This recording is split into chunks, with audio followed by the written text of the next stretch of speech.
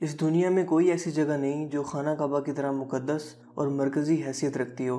یہ مقام سعودی عرب میں وادی حجاز میں واقع ہے۔ روزانہ ہزاروں افراد 24 گھنٹے خانہ کعبہ کا طواف کرتے ہیں۔ خانہ کعبہ کی مقدس تصاویر لاکھوں گھروں کی زینت ہیں اور کروڑوں مسلمان اس مقام کو اپنا قبلہ تسلیم کرتے ہوئے اس کی جانب رخ کر کے 5 وقت کی نماز ادا کرتے ہیں۔ خانہ کعبہ مکعب یعنی کیوب کی شکل میں تعمیر ہونے کے ساتھ ساتھ تاریخ کے آئینہ میں ایک انتہائی خاص مقام کا حامل بھی ہے۔ یہاں ہم خانہ کعبہ کے متعلق چند ایسے حقائق پیش کریں گے جن سے بہت کم لوگ واقف ہیں۔ نمبر 1، خانہ کعبہ کئی مرتبہ تعمیر ہو چکا ہے۔ دوستو، خانہ کعبہ جس طرح آج ہمیں نظر آتا ہے یہ ویسا نہیں ہے جو حضرت ابراہیم علیہ السلام اور حضرت اسماعیل علیہ السلام کے دور میں تعمیر ہوا تھا۔ وقت کے ساتھ پیش آنے والی قدرتی آفات اور حادثات کی وجہ سے اس کو دوبارہ تعمیر کرنے کی ضرورت پڑتی رہی ہے۔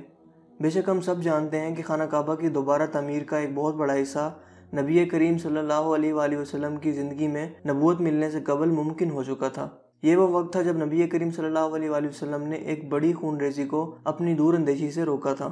ایک بڑے کپڑے میں حجر اسود کو رکھ کر ہر قبیلے کے سردار سے اٹھوایا تھا۔ اس کے بعد آنے والے وقت میں کئی مرتبہ خانہ کعبہ کی تعمیر ہوتی رہی ہے۔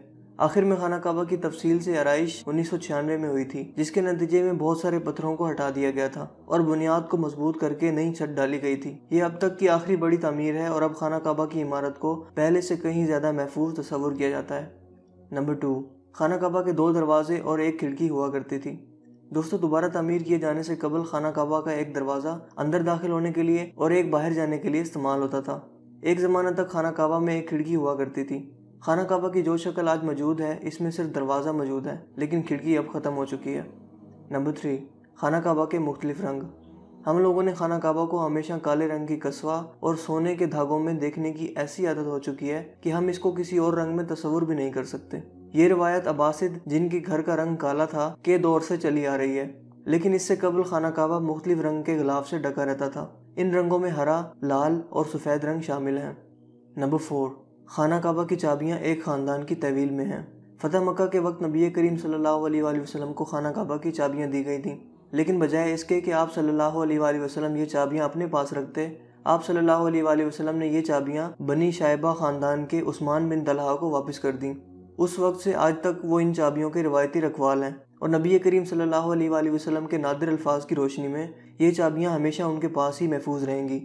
حضور اکرم صلی اللہ علیہ وآلہ وسلم نے فرمایا تھا، اے بنی طلحہ، یہ چابیاں روز قیامت تک تیری تحویل میں رہیں گی، سوائے اس کے کہ وہ زور زبردستی تجھ سے غیر اخلاقی طریقے سے چھین لی جائیں۔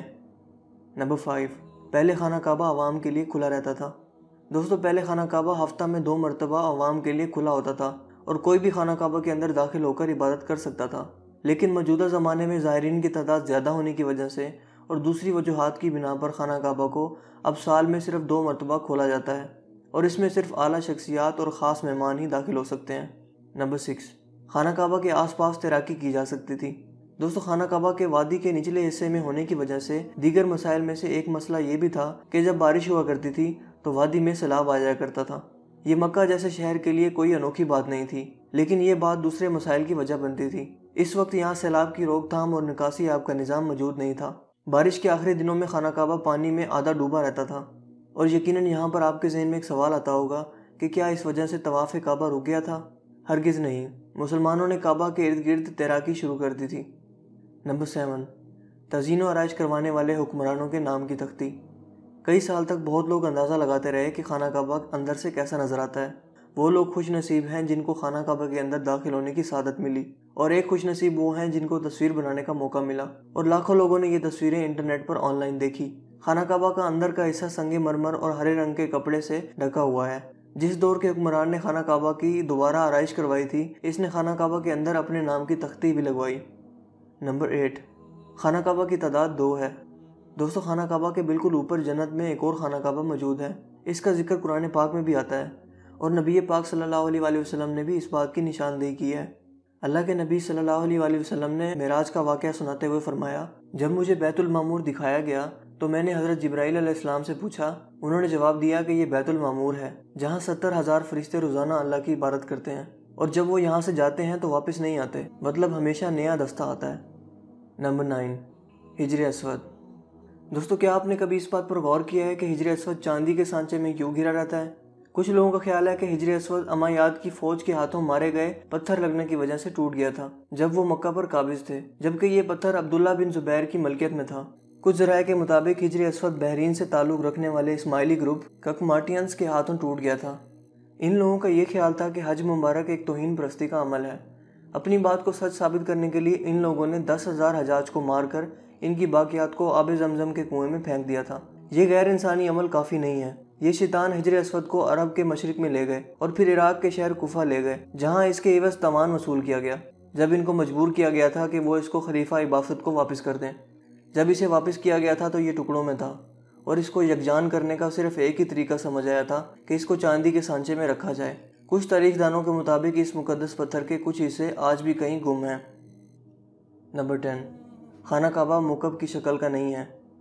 مکعب کی شکل یعنی سکوئر سے مشہور خانہ کعبہ دراصل مستطیل کی شکل کا ہے۔ خانہ کعبہ کبھی بھی مکعب کی شکل کا نہیں تھا۔ اس کی اصل زاویے کے مطابق یہ ایک آدھا گول حصہ ہے جس کو حجر اسماعیل کہا جاتا ہے۔